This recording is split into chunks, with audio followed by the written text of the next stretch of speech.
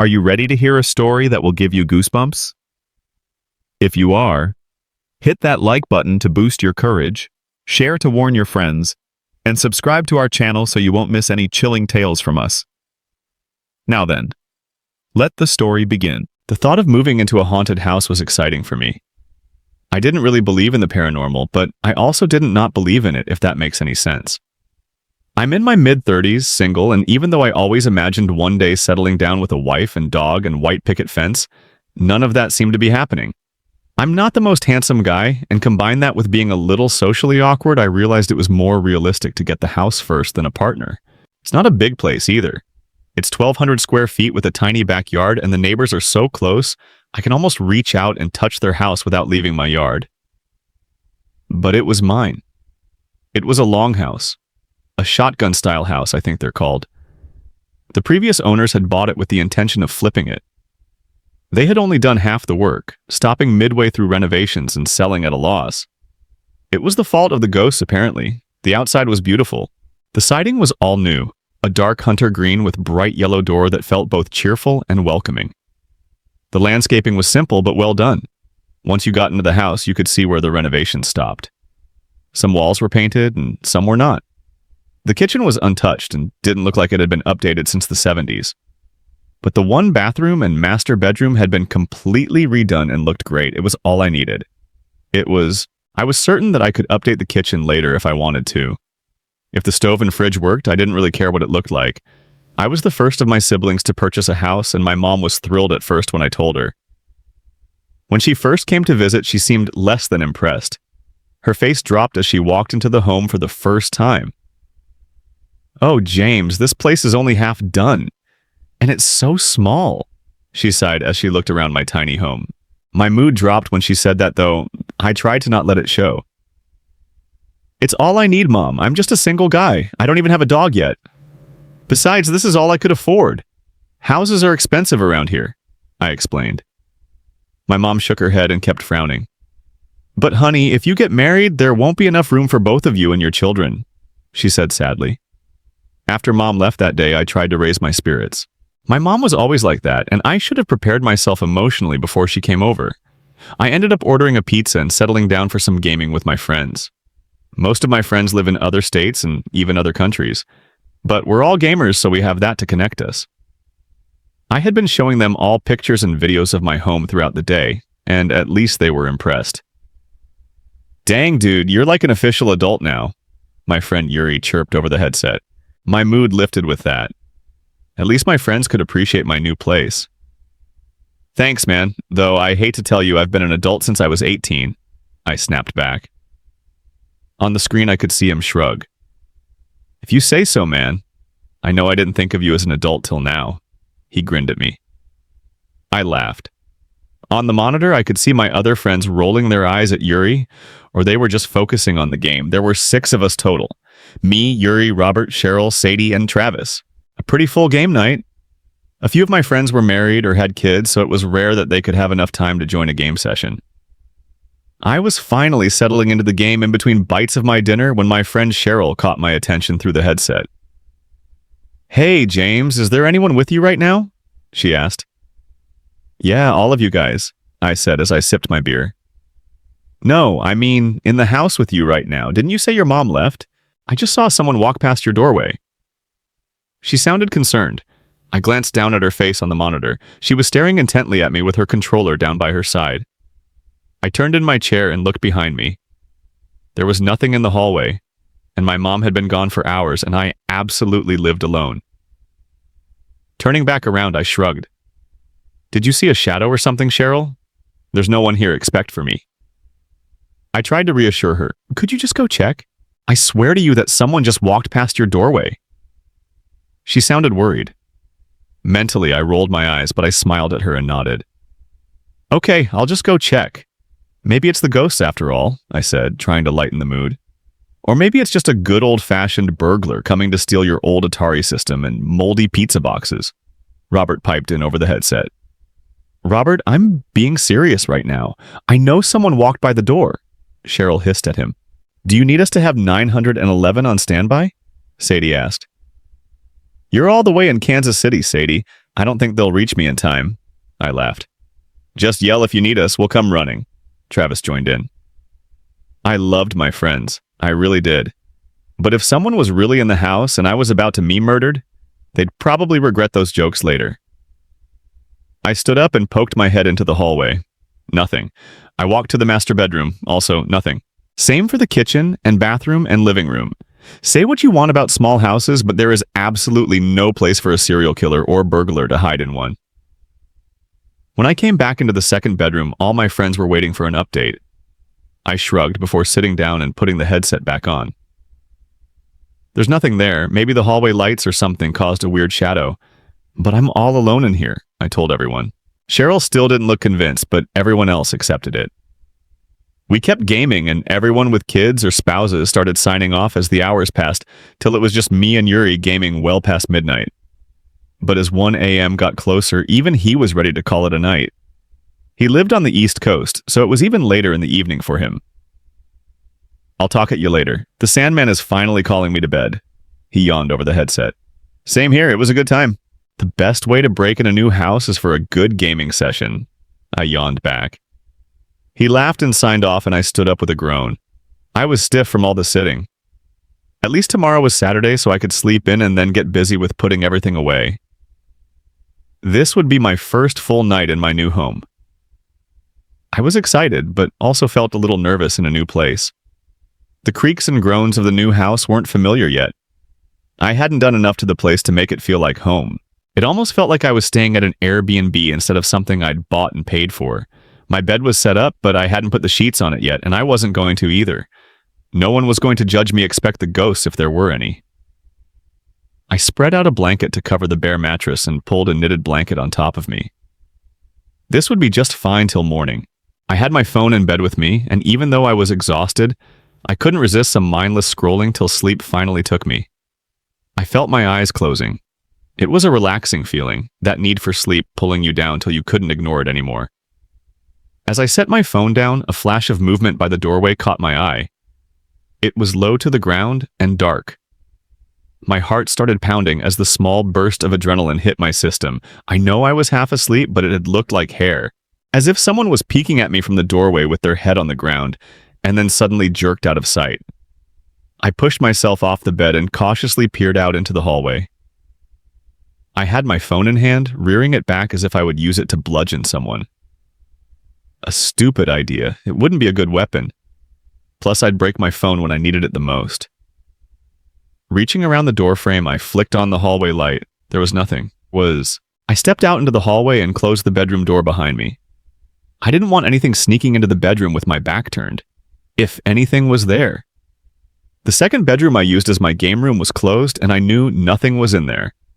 I would have heard the door opening and closing. The doors and windows were locked. Nothing in the kitchen or living room. The bathroom was also clear. I felt myself relax as I realized I was alone. But I still felt like I saw something. Maybe it was a rat, though a rodent of that size running around my house, possibly chewing through cables in my electronics. Didn't make me feel any better. When I went back to bed, I closed the door behind me and locked it. Probably not necessary, but it made me feel better. At the very least, it would be a deterrent to rats. I was asleep as soon as I hit the bed. When I got up the next morning, I found out I had slept in more than I intended. Not that it mattered, I had the whole day to do whatever I wanted. A nice breakfast and 2 cups of coffee later, I was ready to get started. Luckily, I didn't have much in the way of possessions. I had an extensive game collection and memorabilia, but beyond that, my home was a bachelor pad. It made setting everything up easy, though. By 5 p.m. that day, I felt satisfied with everything. All I had to do now was get used to my new home. I sat on the couch and turned on the TV. After close to an hour of YouTube, I realized I was bored and restless. Now was as good a time as any to get out and explore the neighborhood. I locked up the house behind and picked a random direction to walk in. It was a good-sized neighborhood. All the houses were older and smaller than you'd see in a normal suburb. Some looked like they hadn't been updated in decades and looked lived in and loved.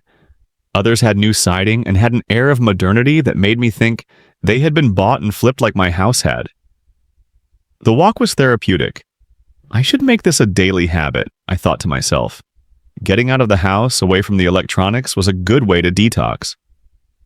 "Hello." A small, quiet voice spoke from beside me, and I jumped. I looked around, my eyes finally settling on an old woman sitting on a metal folding chair in her front yard. She looked up at me, smiling and offering a slight wave. Beside her, an old dog of indeterminate breed slept beside her in the sun. "Hello," she said again, slightly louder, as if she was afraid I hadn't heard her the first time. "Hello," I said back, perhaps with a little too much enthusiasm. She had startled me, but I felt I should still be polite. "You just moved in, didn't you?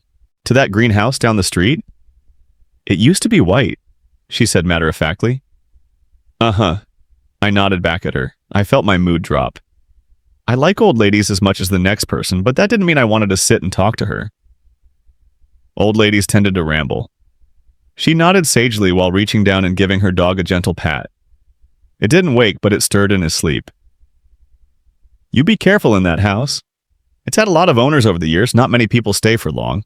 There was a lady murdered in it. In the 70s. It doesn't seem that long to me, but I bet you weren't even born yet." She chuckled. "Uh-huh," I said noncommittedly, slowly edging away from her. I knew it. She was a rambling old lady, and I was about to get sucked into a long conversation I didn't ask for. I already knew the place was haunted. Supposedly it was anyway. I knew her, the lady who was murdered. My husband and I moved into this house when we were in our 30s. It was our dream house. I remember Nancy. She was a sweet girl. Her husband was a monster, though, but back then you never could intervene with those things. It wasn't your place. She said sadly. "Uh-huh," I said again, though I stopped backing away. I could spare a few minutes if she was going to give me the gory backstory to the house I lived in. "He killed her one night, bashed her head in. He was jealous, said she was trying to sneak out of the house, trying to leave him. Though if that was true, I wouldn't blame her." The old woman sniffed and wiped her nose. I stood there, waiting for her to keep going, but she seemed to have been lost in thought. Either that or she was having a senior moment. I cleared my throat, trying to get her attention. "Sorry, dear, I was lost in my memories. I'm Deborah, by the way. Lovely to meet you. You should keep on with your walk, don't mind me. I tend to ramble sometimes." She waved her hand as if dismissing me. I smiled at her and waved as I walked away, though I kept glancing back at Deborah. She seemed happy, just sitting there in her chair in the front yard. I wondered if she talked to everyone who walked by. If she did, I'd have to make sure not to walk past her house again. The rest of my walk was uneventful. I even took the time to stop at the local coffee shop and had an iced tea before walking back home. Except for the weird encounter with the old lady, it had been a pleasant time. It was getting dark by the time I made it back home. I had stayed out longer than I intended, and I had also gotten lost several times. If I was going to take daily walks, I would have to get better at finding my way home. Walking in the house, it was dark, and I hesitated at the entrance. I could have sworn I left the table side lamp on at least. I hate walking into a dark house, so I always leave at least one light on. But it was off. I shrugged. Maybe I was misremembering. There wasn't much to do for the evening. It was just a matter of making myself some dinner and either watching a movie or playing a video game. I decided on leftovers and some good old solo gaming time. I had plenty of games I had been meaning to start. I was warming up the pizza in the microwave with my back to the living room when the TV suddenly switched on. It wasn't loud, but the sudden noise was enough to make me gasp and whirl around. It was switched on to the local news channel. I stared at it for a few seconds before going over to turn it off. Then I turned it back on and selected Netflix. A movie sounded better with dinner anyway. I did check the cables on the back of the TV to see if anything had come loose. And the batteries were good in the remote and it hadn't fallen off the table, which might have explained why it switched on. When I sat down to eat my dinner, I was a little unsettled. The thought of ghosts was getting to me, and I didn't even really believe in the supernatural. Maybe I need to get my house tested for radon. The evening passed quickly enough. No one else was able to game that night, and I just mindlessly watched Netflix and messed around on my phone till it was midnight again. Another exciting evening in my new home in the bag. That night, I jolted awake. I had been fast asleep. I hadn't even remembered falling asleep. My phone was in my hand, still playing a relaxing rain sounds playlist from Spotify. I lay there for a few minutes trying to understand what woke me up. That's when I heard it.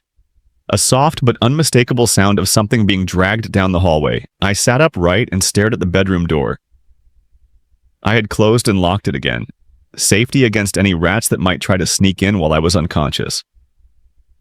The sound was still there, steady and obvious as it slowly made its way down the length of the hallway and into the living room. There was no way I could blame this on a dream. And if it was a rat, it was the size of a dog, in which case I was terrified to find out what it was dragging down the length of my house. My heart was pounding with the adrenaline that was being pumped into it. I sat there, minutes passing as I listened to whatever it was drag itself all over my house. I didn't jump up to investigate like I did yesterday. This time, I was genuinely afraid, and just as suddenly as the sound started, it stopped. And still I sat there, listening to the silence. In some ways, it was worse because now I had no idea where the hell this thing was. Another minute passed before I worked up the courage to go to the door, open it, and peer into the hallway. It was empty. I did another quick check of the house, and it was all empty. Doors and windows all locked tight. Going back to bed was hard. I thought about staying up watching TV, but quickly dismissed the idea. I'd rather be safe in my locked bedroom than exposed in the living room.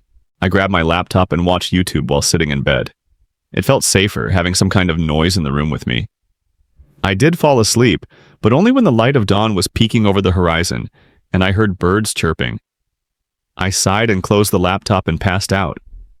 When I woke up again, it was well past noon, and I was starving. I also felt sheepish. In the light of day, the noises I heard last night seemed childish. It had to be rats. I had seen something the previous night and I needed to do the adult thing and call an exterminator. Walking into the kitchen to make some food, I busied myself with looking up the local exterminators. And I looked up homemade rat traps and natural deterrents. Maybe I should try to get rid of the things on my own before calling in the professionals. The food and coffee helped. Though now I had no idea what to do today, except set up some homemade rat traps. I did give my new house a good cleaning, mostly because I wanted to look for any sign of the elusive rodents. There were no droppings, no holes in the walls or ceiling, nothing that would indicate their presence. I started Googling how to test for radon. After all that, I just sat on my sofa and tried to think.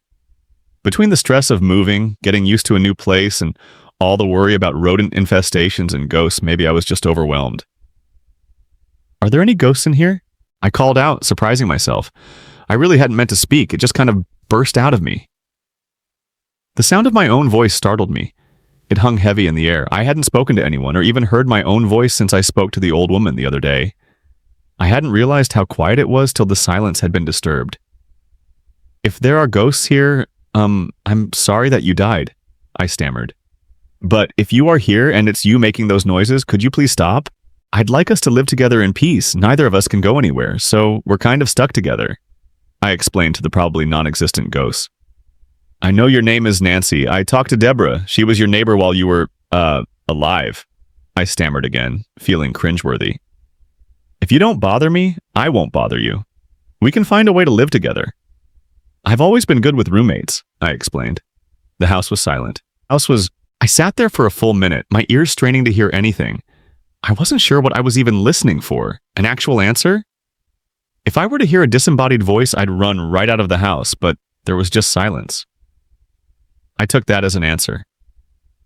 All right, well, I'm glad we could talk about it, I said to the empty space. I rubbed my eyes with the palms of my hand while I said it, feeling like a complete idiot. But I did feel better, all things considered. The rest of the day and night were quiet and uneventful. The week passed in peace, and the next. I won't lie, I half believed that addressing the ghost helped. The rational side of me just thought the giant rat that lived in my house had finally found a way outside. Either way, the silence at night was heavenly. A month had passed in sweet silence. The only sounds in the house were the ones that I was making. I had gone on more walks, avoided Deborah, and had plenty of time to game with friends when they had the time to do it. I really felt like I was nailing this whole adult living in their own home thing, until the night when the sound started up again. A crash woke me up. I sat bolt up in bed and stared at the open door. I had stopped closing it and locking it at night a week ago. From the living room, I heard another crash. The sound of obvious footsteps could be heard in the living room. My heart was pounding. This wasn't like last time. This was very obviously a person walking around my home. I reached for my phone and touched the screen. It was dead. A bolt of fear ran through me. Of all times for this thing to be dead, it would happen tonight. I could still hear the footsteps in the living room when I heard a voice beside me. "Don't touch that phone! Leave it right there," a deep male voice said from somewhere beside me. The adrenaline that flooded my system at that moment hit me so hard to made me lightheaded, and I jolted from the bed and ran for the door. Maybe I could make it outside. Someone slammed into me from behind and I fell to the hallway floor with a loud oomph as the wind was knocked out of me. I lay there stunned as whoever hit me stayed on my back and placed his hand on head, pressing my face into the hardwood.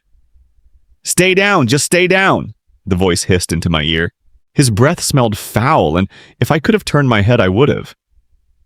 "There was someone here? I thought you said no one was home," the voice said from the living room. I could hear footsteps approaching even though I couldn't turn my head. "I thought that no one was home. The lights were off and there's no car in the driveway," the voice that was holding me down said. I fought the urge to yell out that they should have checked the garage for a car, but decided that I shouldn't antagonize the burglars. "Go check his room for a wallet," the voice behind me hissed. I managed to turn my head slightly so I could see the man in the living room out of the corner of my eye. He was wearing a dark and filthy hoodie with an equally filthy bandana covering his mouth. His eyes, the only thing visible, were wide with fear. As I lay sputtering on the floor, I saw him snap around and face the living room again. "What was that?" the guy asked, backing further into the hallway. "What do you mean? What is it?" the man holding me said. His grip tightened on my hair, and I fought down the urge to yelp. "I hear something. Someone else is in here with us." He shot back, looking from me to his friend, and back again to the living room. That's when I heard it, that same shuffling sound that I hadn't heard for weeks. As is, something was being dragged along the floor. This time I heard grunting too, as if someone was exerting themselves with their movements. My heart leapt again. I could hear what it was getting closer and moving into the light. It was a head. Thick and dark hair covered a skull that was only half there. If I looked closer, I could see what looked like brain matter or congealed blood glinting in the light from the caved-in cranium. My stomach heaved at the sight of it. The head moved further into the light, and I could see it was attached to a body. A woman. Her dress, I couldn't tell what color it had been originally, was so caked in blood that it was impossible to tell. The eyes rolled in her sockets as she looked up at the burglars. They were bloodshot, but I could tell that they were brown. I could see the hurt and fear in them, and anger. Her jaw was dislocated, but she still managed a strangled squeal. If she was trying to talk or scream, I couldn't tell, and it honestly didn't matter. The man holding me down finally let me go and jumped back. He let out a low scream as if there was no breath in his lungs, and he still tried to make a sound. I took the opportunity to push myself towards the hallway's wall, and as far from the apparition and the men as I was able to get, and I looked up. His face was covered too, but his eyes were uncovered and wide with shock. The smaller man who had been in the living room was slowly backing away down the hallway. He was letting out a series of high-pitched screams before he finally turned and bolted, heading straight to the back door. The other burglar followed right behind him. I heard the door slam open, and the glass rattled in its frame as the door hit the side of the house before swinging back shut with a clang. I breathed a sigh of relief when they left, then I snapped my head back down the hallway towards the living room to look for the woman. There was no one there. I lay there, my head reeling and trying to catch my breath. I pushed myself up into my feet. I ran to the back door and made sure it was closed and locked. I slid the deadbolt in place and looked back to the living room. Still nothing. I blinked and rubbed my head. A concussion. It had to be a concussion. That guy slammed into me so hard I had to be disoriented. I called the police in a daze and an ambulance for my head. I waited for them outside on the front porch in a fog, my eyes returning to living room to see if the entity would reappear. There was nothing there, and it was deathly quiet, almost like it was waiting for something. "Thank you," I muttered into the darkness of the house. I felt the energy shift then, as if whatever was in there, whatever had helped me, was satisfied with my thanks. The police came, and the ambulance. My neighbors who I had never met came out of their houses to stare and point. A few of them filmed me with their phones. I hoped noting about tonight ended up on YouTube or TikTok. I did end up going to the hospital just to be safe. I had to call my mom and my brother and sister just to let them know what was going on. Mom was hysterical. I almost regretted calling her. But if I didn't, I'd never hear the end of her asking why I didn't call her. I messaged my friends letting them know what had happened. Since none of them lived close, they sent flowers and video chatted. Yuri sent me some DoorDash which legit made me tear up. Going back home after the hospital was surreal. I hesitated slightly on the doorstep, wondering if I should have stopped at a church for holy water. But the house felt different. It felt lighter but also expectant, like it was excited to see me. I took a few deep breaths and walked in. It didn't matter if this place was haunted or not. This wasn't the movies where you could just move away at the drop of a hat. I was stuck here. Besides, I still liked my home. I sighed and stretched out my arms in resignation. "I'm home," I said, feeling the tension leave my body. "Welcome home," a tiny voice said from somewhere deep within the house. I chose to ignore it.